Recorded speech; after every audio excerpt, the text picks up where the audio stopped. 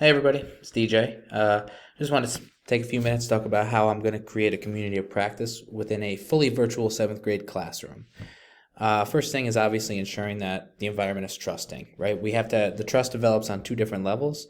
I think it's teacher to teacher, or excuse me, teacher to student and student to student. That trust needs to be with everyone within the community. So using technology, the way we're going to implement that is, first of all, at the end of every unit, I'm going to have student feedback surveys in the form of Google Forms, just ways that things they enjoyed, things that could be improved upon, both on the teacher side and the student side. I'm going to change my role from an instructor to a facilitator. I should not be the one dominating the conversation. It should be student-led. It should be respectfully student-led. And I'm going to take a step back and kind of just guide the conversations. Those could be done through online discussion boards and collaboration boards with prompts from me. Again, student-led discussions on topics.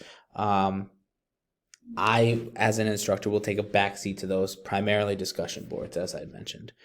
We're going to have student-structured debates. These could be via Zoom. These could be discussion boards online, respectful discussion boards online.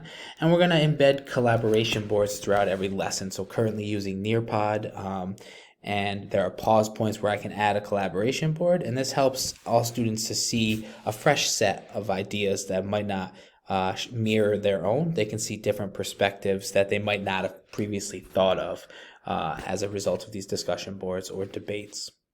We're also going to accommodate all the learners across different cultures. So what I mean by that is, as a teacher, an instructor, I'm going to express interest and communicate about ethnic backgrounds other than my own. This is going to help other students who can understand and see things from a different perspective other than the way that they were raised and in their specific culture or customs.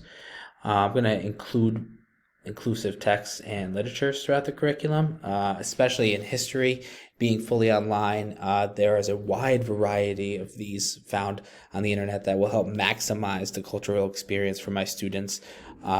See things other than the state of New York or the state of Florida or the state of California. They're going to see things from South Africa. They're going to see things from England. They're going to see things from the Middle East. They're going to see things from Asia. So we're going to experience all of those in this fully inclusive environment. I'm going to incorporate VR experiences. So again, going back to we're going to break down the physical barriers, and we're going to put the museums or temples or things right front and center. So instead of reading about it in a textbook, having a computer in front of them, we can incorporate those into everyday lessons and make it much more real, much more hands-on, and give them the full experience of this.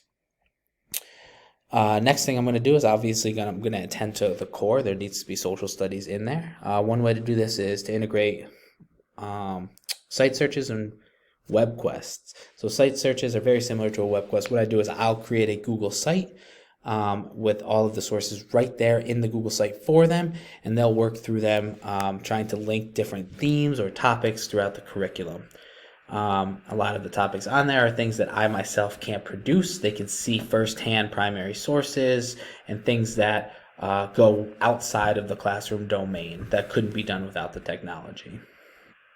We're going to, again, have more VR experiences, VR tours, interactions with the content and the material, ways that I cannot produce in a direct instruction approach or an in-classroom setting. We're going to embed videos with questions. So again, I'm using that Nearpod. There are pause points within the videos where I can get immediate feedback from the students to check for understanding. I'm going to create a digital storyboard. Basically, this is almost like a Prezi presentation where I use for the students, and they can see how each of the topics link both chronologically and thematically to help them really make those connections themselves. And this is going to go throughout the entire year so they can see step by step how the country is developing if I'm teaching about U.S. history. WebQuest I had previously mentioned. Develop a history YouTube channel. By this I mean this is not mine.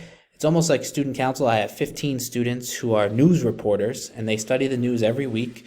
And at the end of the week, they will research, they will type up a report, and they will present it, and they will create a news coverage that's about 12 to 15 minutes long every week. And they present that to other students in the school. They open that up so that every student is starting to become like more involved in their community by watching the news and taking part in all of these activities. So it's basically a news channel that the students run.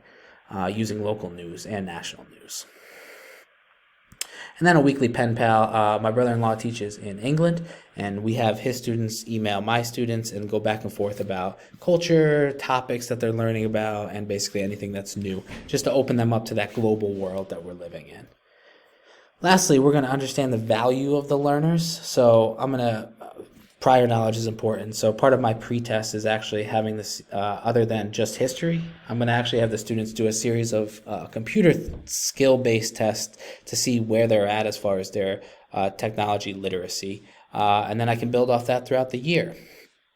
They email local officials 3 times a year through the computer. So I think that, like, having that access point, other than just pen and paper, it really helps. Like, they get motivated. We've actually gotten a few emails back, so the students really, dive in and are engaged on that level. This is helping them become those 21st century global citizens by, like, getting them involved in their local community, getting them the education outside of the classroom to help them be, like, fully functioning adults. And the last thing is, like, the supplemental. Like, I will help address any technology concerns. All of my directions for the first quarter, maybe quarter and a half of the school year, have screenshots of my directions step by step. I also share my screen on Zoom calls so that I can address any misconceptions and there's no, like, error for mistake. So there we go, my community of practice. I had to do this twice because the first one was 12 minutes long, so this one's a little bit shorter. I look forward to any feedback.